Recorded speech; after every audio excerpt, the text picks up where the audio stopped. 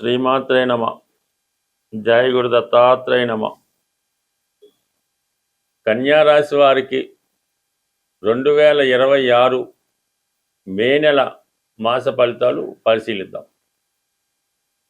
కన్యారాశి వారికి మరి ప్రస్తుతం రాశ్యాధిపతి బుధుడు వ్యయాధిపతితో కలిసి అంటే ఒక బుధాదిత్య యోగం అన్నది అష్టమ స్థానంలో ఏర్పడడం జరిగింది ఈ రాశి వారికి.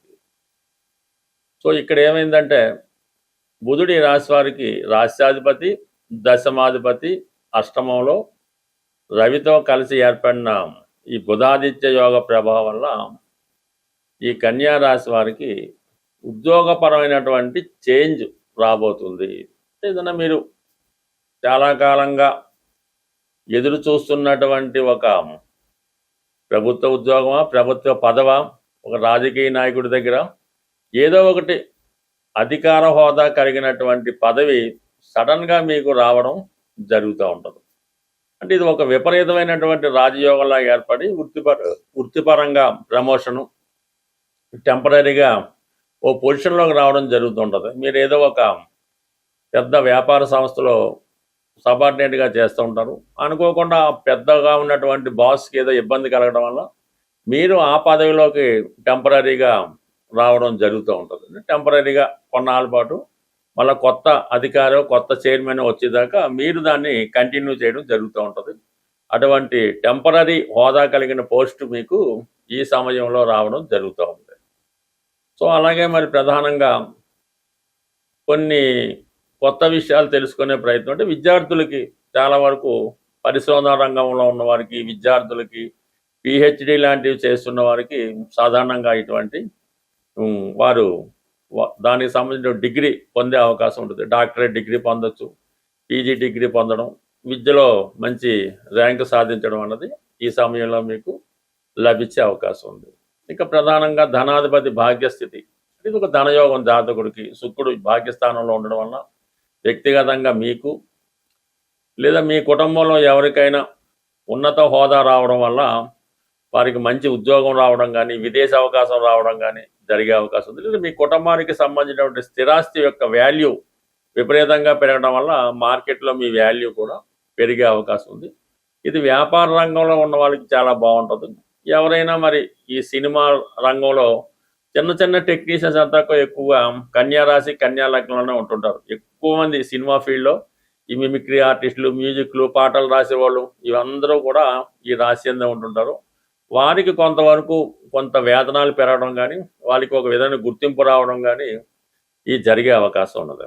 ఇక ప్రధానంగా మరి చెప్పాలంటే రాహు వీళ్ళకి 6వ స్థానంలో ఉండడం వల్ల మీరు ఏ పని చేపట్టినా కూడా ఎన్ని అవాంతరాలు ఉన్నా సరే ఆ పనిని మీరు సక్సెస్ఫుల్గా సాధించుకుంటారు. అది వ్యాపారంలో ఉన్నవండి, ఉద్యోగ ప్రయత్నంలో ఉన్నవండి, మరే ఇబ్బందుల్లో ఉన్నా, రుణ సమస్యల్లో ఉన్నా, పోలీస్ కేసుల్లో ఉన్నాం, కోర్టు సమస్యల్లో ఉన్నాం, అది మీకు విజయానికి కారణం అవుతూ ఉంటుంది. అంటే ప్రస్తుతం ఒక్క రాహు మాత్రమే 6వ స్థాన సంచారం వల్ల చాలా వరకు ఈ విజయ అవకాశాలు మీకు కలుగుతూ ఉంటాయి. మీరు క్రీడా రంగమైనా, రియల్ ఎస్టేట్ అయినా, మీడియేటర్గా వ్యవహరిస్తున్న కంప్లీట్ సక్సెస్ అన్నది ఈ సమయంలో మాకు రావడం జరుగుతుంది. యాక్చువల్గా ప్రస్తుతం 7వ స్థానంలో శని ప్లస్ కుజుల కలయిక, ఇది చాలా ఇబ్బందికరమైనటువంటి స్థితి. భార్యాభర్తల మధ్య విభేదాలు, అలాగే కుదుర్చుకున్న సంబంధాలు క్యాన్సిల్ అవ్వడం, వివాహాలు వాయిదా పడడం, ఇటువంటివన్నీ జరుగుతుంటాయి. అలాగే ఏదో కారణాల వల్ల, ఇతరుల ప్రమేయం వల్ల భార్యాభర్తలు విడిపోయేంత స్థితిగా మీ గొడవలు, సమస్యలు వెళ్ళే అవకాశం ఉంది. ఇంకా వ్యాపార పార్ట్నర్స్ అంతా అన్నది ఇంక చెప్పేవద్దండి, ఏదో విధంగా వాళ్ళు విడిపోదామనే చూస్తుంటారు. ఈ విధంగా కొద్ది వరకు మీ యొక్క వైవాహిక జీవితంలో అది అనారోగ్య కారణాల వల్ల కానీ, ఉద్యోగపరమైన కారణాల వల్ల కానీ ఇటువంటి ఎడబాటు అన్నది మీ జీవితంలో తప్పకుండా ఈ సమయంలో రావడం జరుగుతూ ఉంటుంది. అయితే ఈ నెల 11వ తారీఖు తర్వాత కుజుడు కూడా అష్టమ స్థానంలోకి వెళ్తున్నాడు. ఇది చాలా వరకు ప్రమాదాలకు కారణం అవుతూ ఉంటుంది. అక్కడ ఆల్రెడీ మరి రవి అంటే జస్ట్ ఒక 17 వరకు ఉంటాడు.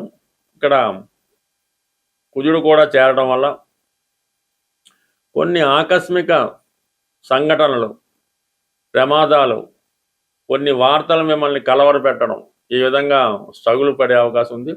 ఈ సమయంలోనే మీకు ప్రభుత్వం పరం నుంచి ప్రభుత్వ పరంగా కొన్ని ఇబ్బందులు రావడం కానీ, కీలకంగా ఈ వృత్తిపరంగా కానీ వ్యక్తిగతంగా కానీ గతంలో పెండింగ్లో ఉన్నటువంటి ఈ కోర్టు కేసులు ఏమైనా ఉంటే సడన్గా అవి తీర్పు వచ్చి మీకు నష్టం కలిగించడం కానీ జరిగే అవకాశం ఉంది. బట్ ఏదో ఒక దుర్ఘటన, చెడ్డ వార్త మీ జీవితాన్ని ఈ మే 11వ తారీఖు తర్వాత జరిగే అవకాశం ఉంది. ఇది సాధారణంగా ముందు జాగ్రత్త తీసుకొని తగు విధమైన జాగ్రత్తలు తీసుకుంటే మంచిది. బట్ ఏదైనా ఈ రాశి వారికి మరి ఈ అష్టమ స్థానంలో ఎక్కువ గ్రహాలు ఈ నెలలో సంచరించడం వలన ప్రతిదీ కూడా శ్రమాంతర విజయాన్ని, చేయిదాకా వచ్చి చేయి జారిపోవడాన్ని తెలియజేయడం జరుగుతుంది. మనం ప్రతి నెల ఏదో పరిహారం తెలుసుకునే ప్రయత్నంలో ఎవరైతే తీవ్రమైనటువంటి ఆర్థిక ఇబ్బందుల్లో ఉన్నవాళ్ళు ఈ రెమెడీ అన్నది ప్రతి మంగళవారం చేయవలసి ఉంటుంది. అది స్వచ్ఛమైనటువంటి గోధుమ రవ్వ, కొన్ని ప్రాంతాల్లో బొంబాయి రవ్వ అంటారు, గోధుమ నూక అంటారు. మొత్తం మీద ఈ గోధుమ రవ్వ సుమారుగా ఒక 1/4 కేజీ తీసుకోవడం, దానికి సమానంగా పంచదార తీసుకొని ఒక 100 గ్రాములో నెయ్యి కలిపి, అంటే ఈ 3 నెయ్యి, గోధుమ రవ్వ, పంచదార కలిపి పొడి పొడిగా తయారు చేసి అవి మీరు చీమలకి ఆహారంగా పెట్టవలసి ఉంటుంది.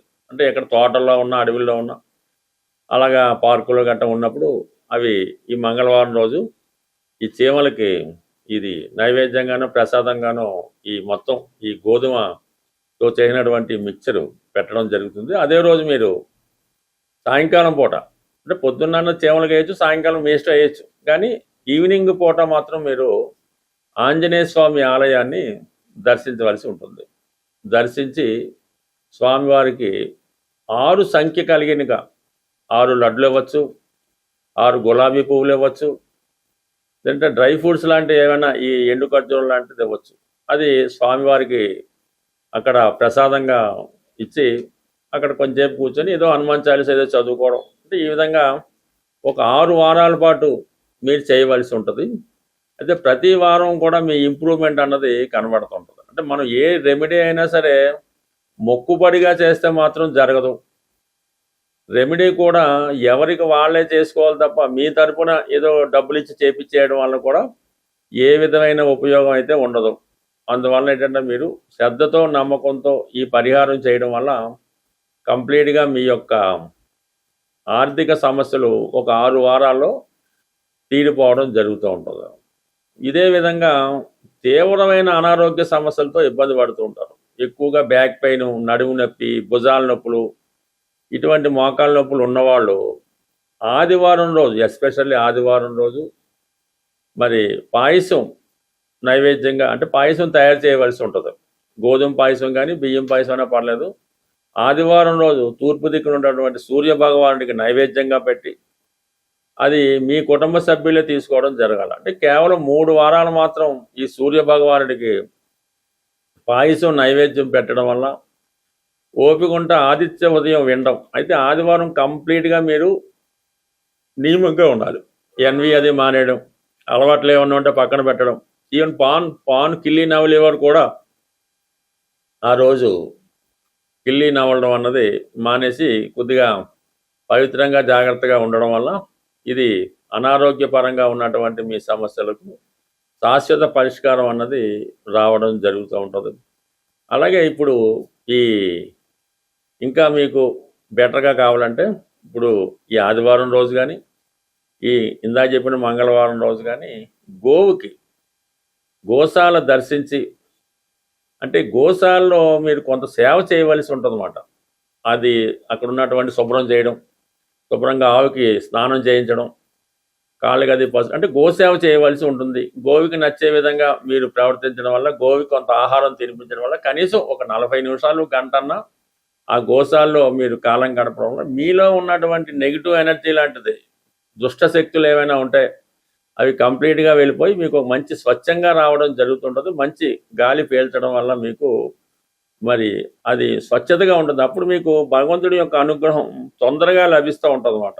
ఇది అంటే మిమ్మల్ని మీరు శుద్ధి చేసుకోవడం వల్ల భగవంతుడి యొక్క అనుగ్రహానికి తొందరగా రావడం, శుభగ్రహాలు మీకు అనుకూలంగా పనిచేయడం, దుష్టగ్రహాలు మీకు వ్యతిరేకంగా దూరంగా వెళ్ళడం, ఇవన్నీ జరిగే సూచనలు ఉంటాయి. కాబట్టి కంప్లీట్గా నమ్మకంతో ఈ రెమెడీ ఇవన్నీ కూడా సూర్యుడికి సంబంధించినవే, కానీ సూర్యుడే ధనాన్ని ఇవ్వగలడు. సూర్యుడు మాత్రమే ధనం ఇవ్వగలడు. అందువల్ల ఏంటంటే మీరు ఈ విధంగా చిన్నపాటి రెమెడీ నమ్మకంతో చేసుకుంటే కంప్లీట్గా మీ యొక్క సమస్యలకి పరిష్కారం దొరుకుతుంది. స్వస్తి.